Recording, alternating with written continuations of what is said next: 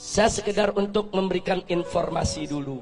Satu, dulu negeri Tibet itu merupakan negeri merdeka berdaulat. Kemudian menjalin kerjasama dengan Republik Rakyat Cina yang komunis. Setelah ada perjanjian kerjasama, Cina mengirim ribuan tenaga kerja ke Tibet, saudara. Membangun kota, membangun jalan, membangun kantor-kantor pemerintah, saudara. Kemudian setelah pembangunan selesai, ternyata ratusan ribu para pekerja tersebut angkat senjata melakukan pemberontakan di Tibet. Kok bisa? Ternyata para pekerja tersebut adalah tentara, saudara. Tentara yang memang dididik, saudara, untuk bekerja. Kemudian setelah itu Tibet jatuh, dikuasai oleh negara Cina, dan pimpinan tertinggi agama yang ada di Tibet, yaitu Dalai Lama, ditangkap dan diusir ke luar negeri sampai hari ini, saudara.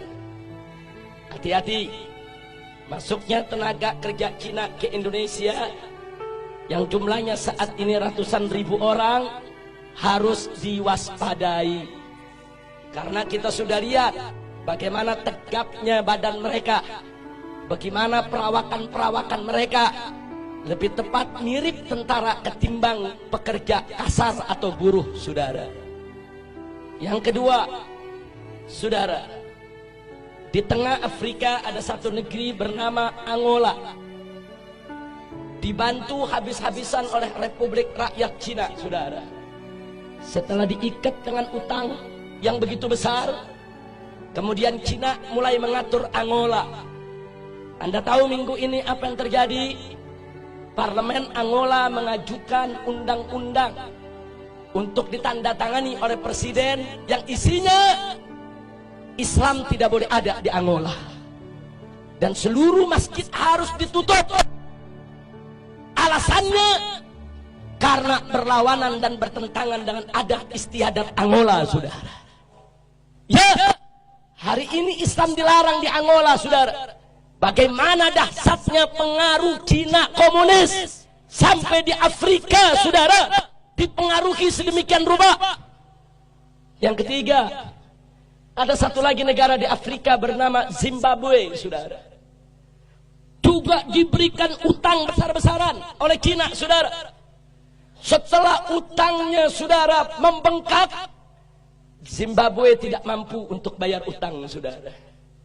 Lalu apa ditawarkan oleh Cina komunis? Dibebaskan dari utang, tidak perlu bayar utang. Tapi mulai saat itu Zimbabwe harus meninggalkan mata uangnya dan belanja sehari-hari dengan mata uang Cina, yaitu yuan, saudara.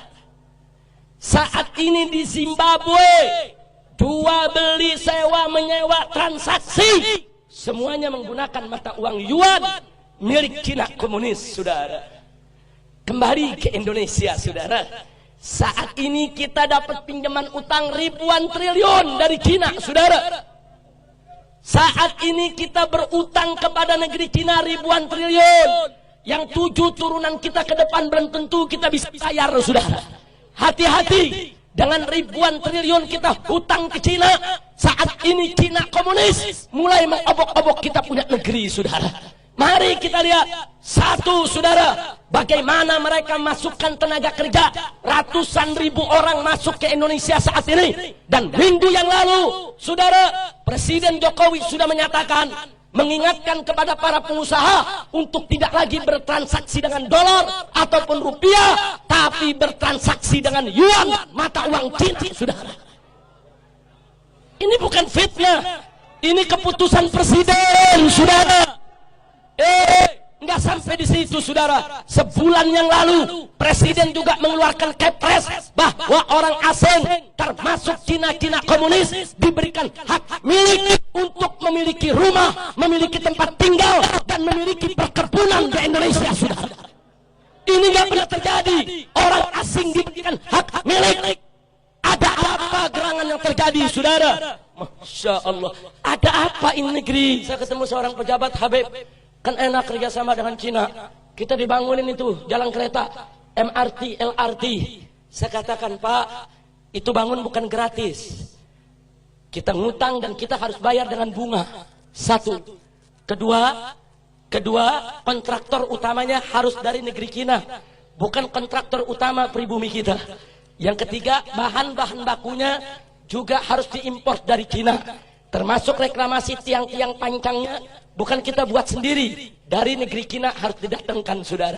Dan gak sampai di situ, minimal 30% tenaga kerjanya juga harus dari Cina, saudara. Jadi apa yang kita dapat untung dari proyek-proyek tadi? Duit kita dikasih pinjam sama Cina, mesti bayar ke kontraktor Cina, mesti bayar ke pekerja Cina, mesti bayar ke material Cina. Semua duit balik lagi kepada mereka, saudara. Jangan mau dibohongin, jangan mau dibodohi, jangan mau dikadalin. Ini negara harus kita selamatkan. Gak boleh saja oleh asing dan asing. Betul? Siap bela negara, siap bela NKRI, siap bela Islam, siap bela bangsa, siap bela rakyat, siap jaga pribumi.